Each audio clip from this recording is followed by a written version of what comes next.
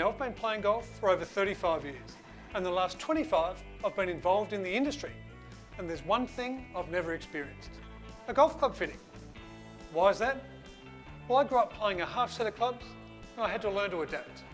Secondly, I figured I knew enough about fitting that my guess was near enough. And finally, for someone my height, I don't hit the ball very far. But today I'm going to experience a club fitting for the first time, and I can't think of a better place to do it. How are you, Phil? G'day, Benj. Nice to see you. You too. You excited? I'm nervous. All right, let's do it.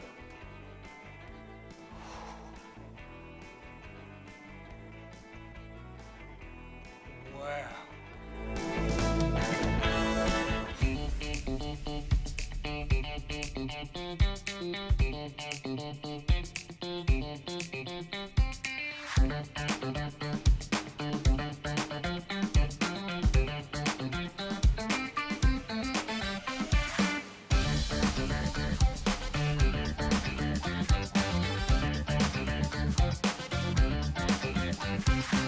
Where do we start? So today, obviously what we're going to showcase is just exactly what TaylorMade does in a fitting session from go to woe. So right from driver, right down to golf ball, putter, wedge, 7-iron in between. So what we're really going to focus on is looking at the gear system that we use. Yep. And that's really just capturing just the club, how you present that golf club to the golf ball. And then we use our GC quad here, and that's where we go through the different trials and errors of different clubs that we grab from the system of gears. Exciting. I feel like I'm candid camera. So first what we'll do is we will grab a golf club just for you to warm up with. We've gone simply just an inch over. We know that you're maybe that taller player and probably have that from your current set of golf clubs. We'll just let you have a bit of a warm up and ease yourself into it, and then we'll get into pretty much the process. Exciting. What are the challenges that come about from fitting someone who's potentially a little bit more vertically challenged than others? Yeah, I think great question. We just really want to make sure that the player's comfortable in that length, especially even just this short little practice session at the start. So as long as they're feeling comfortable at that, it'll be part of the chat as we go through this fitting session. So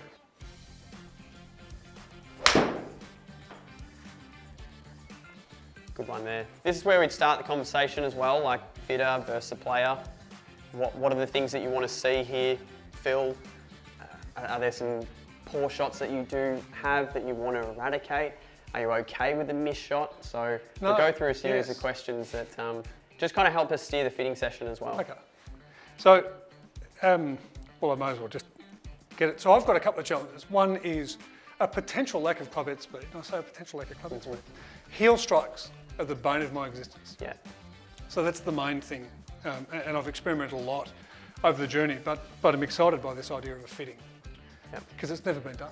As I said, it's never been done Yeah. comprehensively. But yeah, heel strikes, and I just want to be awesome. Good sounding strike there. How did that feel? Yeah, good player. Thanks. And you find that heel strike, that will actually put a bit of left to right curvature on the ball? Yeah, and it's just soft, so it pops up, and it's just... Yep. Just not, you don't like it? It's just I don't like it. We're Would not friends. Would you prefer the impact being on the toe side? Yeah. Okay, cool. Absolutely, because it just feels safer. Yeah.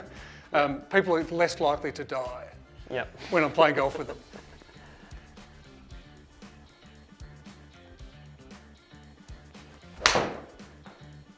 Already, how's that length in the hands there? Does the club feel comfortable? It does. So you said that was an inch. Yep. Yeah, because I've experimented with a lot of things in my journey, and the best golf I've ever played, despite my height, was with a standard length set of club. Yep. They were second hand, they were off the rack, because you grew up just adapting and adjusting. You just had to wing it and get on with it. We're just watching all angles here. That's a really good strike. Good sound as well as part of the fitter, because he or she who's fitting is not obviously swinging the club, so it's going to be difficult for them to relate the sound or the strike. So it's going to be part of me asking, or it's going to be me trying to use my ear. Okay, we saw that little baby draw there, just started right of your target line. A decent shot, we'd probably say. How did it feel to you? Yeah, really good, really solid. Again, I can just, because I'm so attuned to the heel strike, Yeah. I can just feel that it's just fractionally heel. But Kipper's been trying to help get Nice. rid of it. But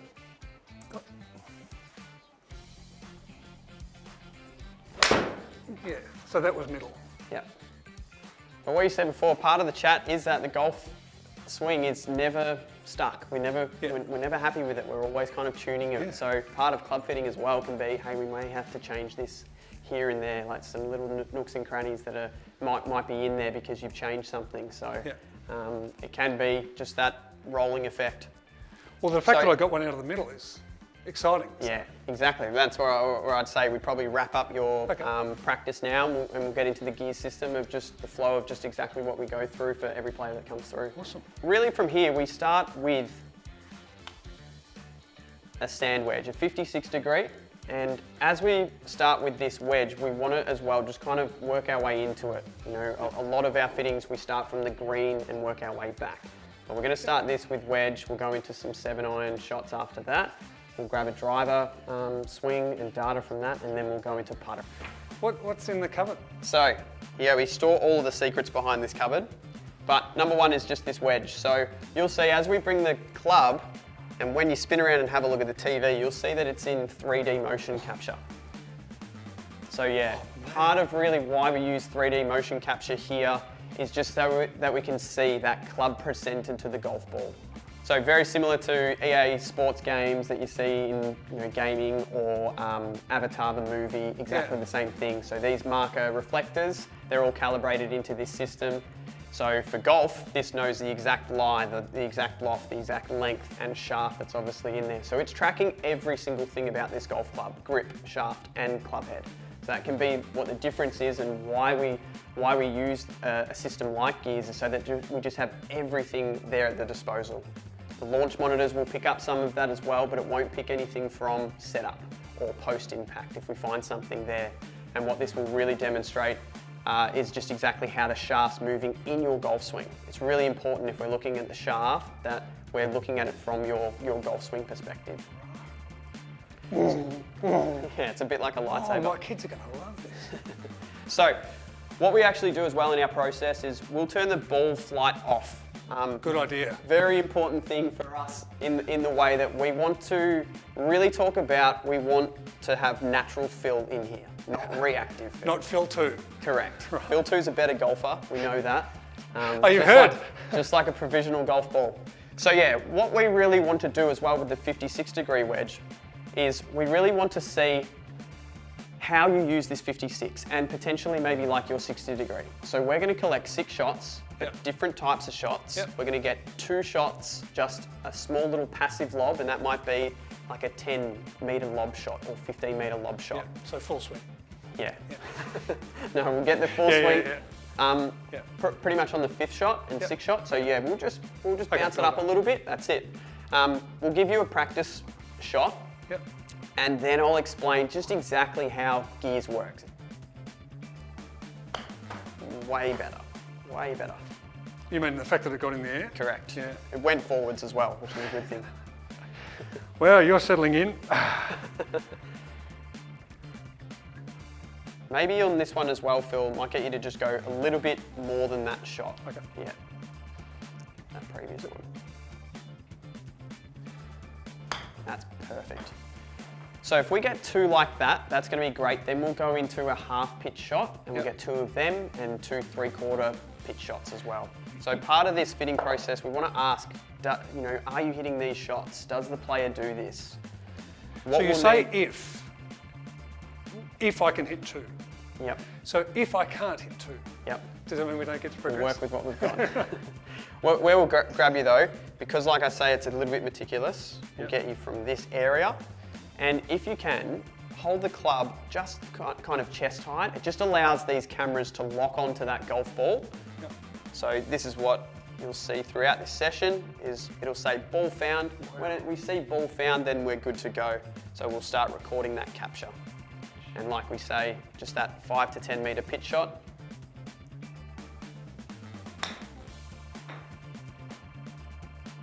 Good, we'll go again. Oh, that doesn't count as my second. No, we'll get a couple more on. Excellent. Yep.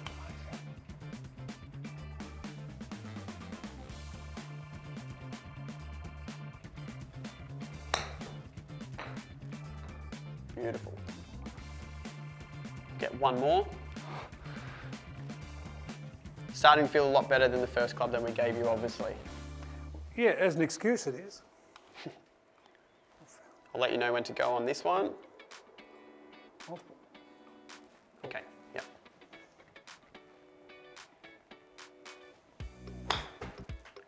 Really good. Okay, we'll now go into that half swing, maybe near 3/4 swing as well. How do you feel with all these cameras on you? It's amazing how nervous, it's a really good question. The nerves, maybe this is one of the reasons I've avoided ever getting fitted, is because eyes on you Yep. when you're playing golf. It's like standing on the first tee hitting off in front of the clubhouse. Yep. Growing up playing golf at the Trobe, where you had the balcony, first was a par 3 and you had the balcony there, there was always a sense Everybody watching that you? hundreds were watching you. Yep. Taking off at 6:30 in the morning, there's a sense that hundreds are watching you. And people Philly is something that Yep. I've got a reputation for panicking around, so it's unique. Yeah, so in here, you don't have to really worry as much. Easy for me to say, but it's more, we're really trying to have this microscopic view only of that club coming into impact and maybe obviously helping it from there. We'll get this 3/4 shot, so we'll treat this more like the 52 degree, and then we'll jump into the data there. Really good. That's clearly more your fuller shot. Yeah. Sounded obviously a little bit better. Looked a lot more rhythmical. As soon as I can hit it, Yep, you're more in tune to that I'm shot. a chance. Yeah. So what you'll notice here is we obviously get a lot of this club data. We can see your club speed. We see the loft at impact. So you're using a 56 degree. Yep. The loft that you're presenting at the golf ball there is 52 degrees. Pretty much in the window of what we see from a tour perspective. So no problems with that one there. Why we obviously talk about that is they're really just the guidelines that we really talk to. As this golf club's coming through here, we get such a great reading from Gears as to how the lie angle really works. So we're essentially just watching just the last moments of this golf club as it comes into the golf ball like this, right? So it's very important for us there to understand how is that golf club being presented to the golf ball. Okay, and if we can change that, then we're going to see the ball respond a little bit better from there. So you can see here it's, at address, this lie angle is 5 degrees toe up. Now a lot of people will look at that and say it needs to be flatter. It doesn't necessarily, because on your impact for yourself here, it's come through at 0.04. So lucky in the fact that we can go into just a standard wedge for your 52 degree shot, right? If we then have a look at the summary, because we captured all of your other shots through here, we can maybe assess that this 58 degree, okay, there's a bit of a change there. Yeah. This now, for this style shot, it's actually entering on the heel side. Yep. So we would want to flatten that wedge. Again, very common on tour, and the reason really, the reason why you might potentially find these heel shots is because the club's a little bit too upright for you, okay? So if you think about this, if we're getting them thin and we flatten this wedge, this impact is then going to creep up the face. It makes you nodding your head because you know it makes sense, right? Yep. So that's a big thing for us. If we can really detail how this wedge is fitted for the shots that you play, we're in a really good spot there. So simply... As opposed to extrapolating that from your irons. Correct. Just yeah. because your 7-iron is this, means your wedges are that. Yeah, once upon a time we used to collect that 7-iron, match the lie angle all the way through. We would be in a bit of trouble with your 58 degree. Maybe why you might have some chipping woes, and then we'll get you back on the tour. Excuses. Exactly. Great excuse that you can look through. But we'll move into the 7-iron there and we'll work our way up through the bag. What's your thoughts on that initially? It's amazing. Not even something I'd ever considered would have been adjusting lie angle when I got to my wedges, or even within wedges, because I hadn't been fitted in 35 years of playing golf. Yeah. So I like it. Yeah. Yeah. So we say this is general because everybody's a bit different, and we have to really talk to the data of how that player really presents the club to the golf ball. But clearly for here, we'd be bending the 58 degree, we wouldn't be bending the 52 degree in lie angle. That's cool. So we'll move into the 7-iron now.